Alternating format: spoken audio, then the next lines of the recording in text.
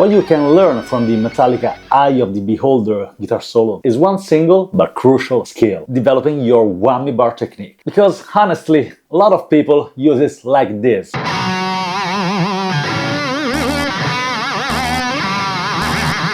Stop doing that, seriously, just stop. I see this all the time. Guys approach the whammy bar like they are trying to rip off a parking brake. The second I see that clenched hand grabbing the whammy bar like this and doing all of this shaking with the entire arm, I know exactly what is coming. It looks insecure and it's the biggest red flag that screams beginner. But hey, there is absolutely nothing wrong with being a beginner. We have all been there. Literally everyone has been. Philosophically speaking, at any given moment in our lives, we are beginner at something. There is always a technique or a concept we are just starting to figure out or working on. That's totally normal. But being a beginner in your musical journey doesn't mean you have to play like one today. You can do things right from the start. Whammy bar finesse is all about touch, ear, and pure tactile sensitivity.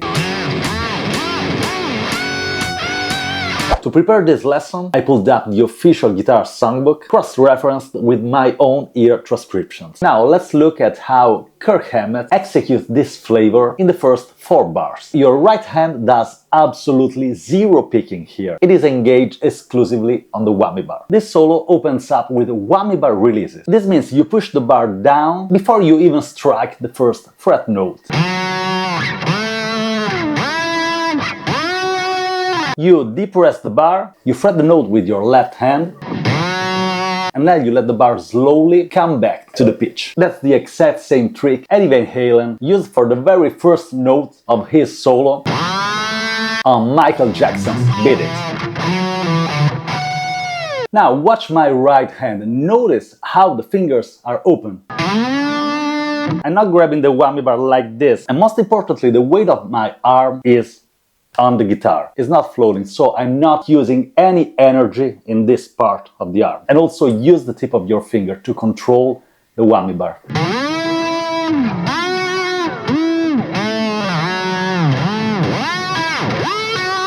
Your ear has to be perfect to control the ascent, so the note lands exactly on the target note. If you grab the whammy bar too much, very likely your pitch will be sharp. We don't want that.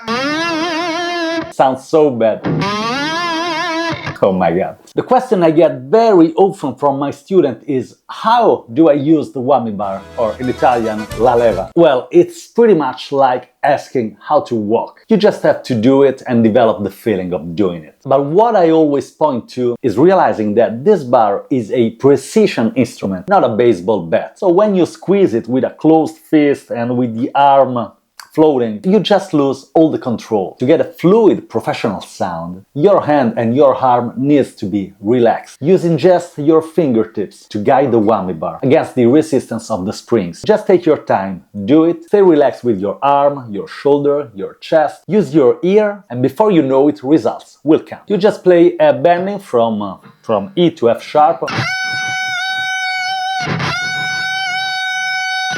barely touch the whammy bar just to give it an accent.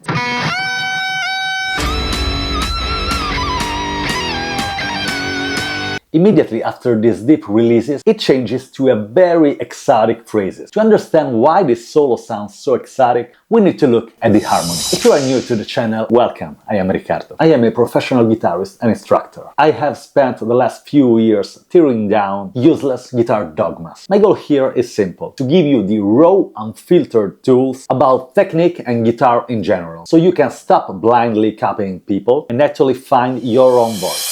This solo is in the key of F sharp, basically moving between 2 chords, F sharp and G natural. That's a tonic and a minor second interval. Naturally, your brain very likely thinks, oh, this is the Phrygian mode. But Kirk does something in here we've already seen in the Wherever I May Roam lesson. That's a solo we already analyzed on this channel. He injects Phrygian dominant sound. What does that mean? What's the Phrygian dominant? Standard Phrygian mode, that's basically a minor scale with a flat second. In the key of F sharp, it goes like this.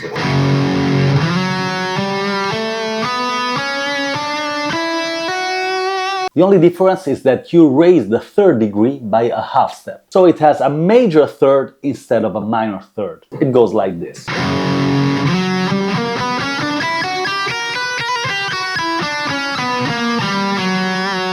Then we shift up to the 22nd fret, first string, that's a bending, D up to E. Now, this is the Middle Eastern phrase. I really like it. Kirk switches to a very light, barely noticeable, delicate shimmer. The movement becomes tiny. It's just a very gentle vibrato. If you keep a too hard grip in here, you will completely ruin this melody. We still are into the Phrygian dominant scale, and this section is more about rests and groove. There is this motif. Since this is pretty easy, give me 1 minute to address the elephant in the room, Kirk Hammett himself. It's incredibly trendy online to hate on him. People say he is sloppy, that he abuses the wah pedal, and blah blah blah whatever. On some level, yes, he is not perfect. I know that, we all know that. Yeah, he's not perfect. So, what is the problem with that exactly? Look, I have attended Metallica concerts. First time was in 1996. That was the Load tour. I was barely a kid. I have seen other Metallica shows, and hands down, they are the best live band I've ever seen. Along with Meshuggah, but that's a completely different animal. Let me tell you something. If you think Kirk Hammett is a bad guitar player, man, you simply don't understand the language of metal guitar. Period.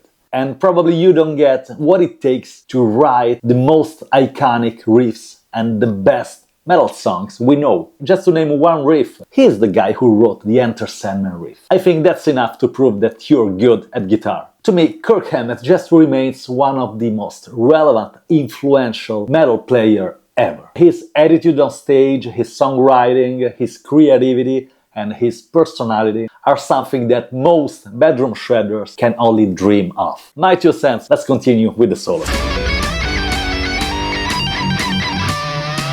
We are still in the F-sharp Phrygian dominant scale, and we have this, very Kirk Hammett.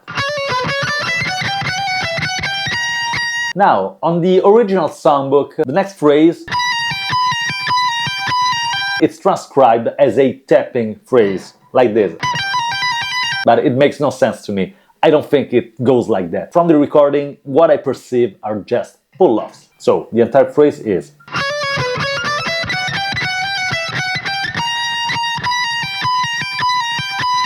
And then, my favorite part of the solo, we have this... natural harmonics on the 19th fret.